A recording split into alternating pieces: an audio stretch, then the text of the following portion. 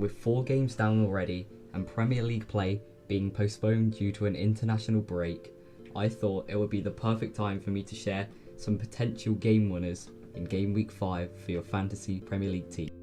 In this video, I'll be going through 2 goalkeepers, 2 defenders, 2 midfielders and 2 forwards who I think will perform well and bring back points in Game Week 5. One of those 2 players will be a safe option and the other one will be a bit more risky, but could maybe even bring back more points. For the safe goalkeeper slot, I've chosen Kepa.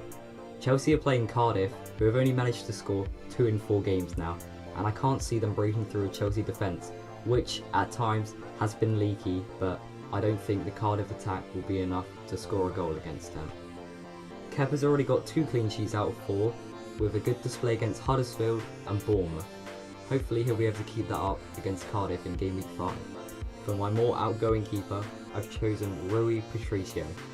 Burnley are playing Wolves at the weekend, and I don't think Wolves are going to concede too many, if not any, goals to Burnley. Burnley's attack has not looked strong this season, especially with them already having played 10 games due to Europa League fixtures, which, by the way, they still failed to qualify. With Patricio only selling at a price of 4.5 million and Burnley only being able to score 3 in 4 games, I could see the Wolves keeper keeping a clean sheet here at home. Moving on to defenders, and my first choice defender is obviously Marcos Alonso.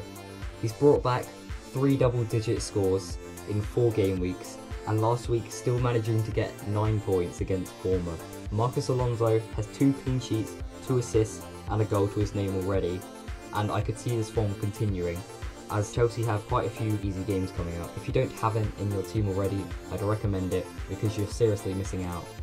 My second choice defender is Watford's Holebas. He's already got 4 assists and 1 goal, which is an incredible stat for a defender at this point in the season. In Game Week 5, Watford play Manchester United, and that is why this is such a risky pick. But with Manchester United's defence being so poor recently, I can't see why Holebas can't whip it across and Dini getting on the end of it. He is a cheap price too, so it wouldn't be too much of a blow if he fails to return many points. But for the bold a lot of you out there who are willing to give it a try, I'd recommend this very highly. Moving on to the midfield picks now, and obviously I've chosen Eden Hazard. He's playing Cardiff. I could easily see him being involved in another goal. He's got 2 assists and 2 goals in 4 games, 2 of them he started on the bench, so that's seriously good stats for the minutes he's played. The Blues wide man has recorded 10 shots and 10 chances, created in only 223 minutes of action.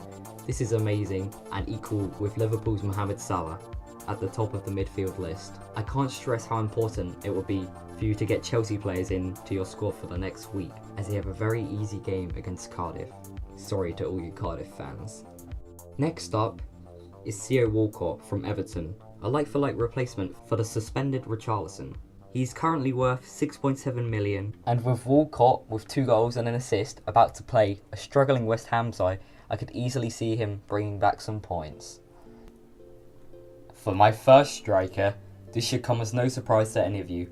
Sergio Aguero has scored 3 goals and got 2 assists this season already.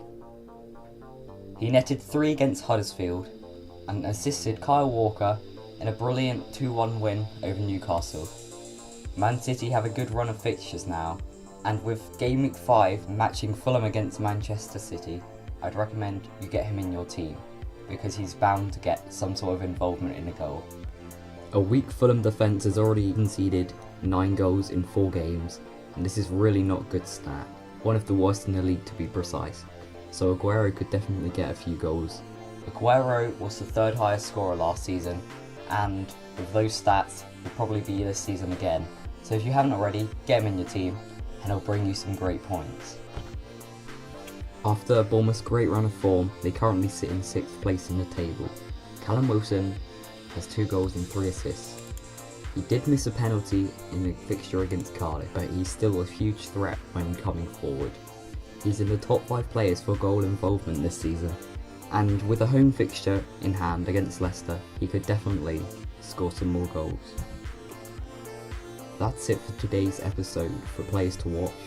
Don't forget to leave a like, subscribe, and I will see you next week with a different video. Bye!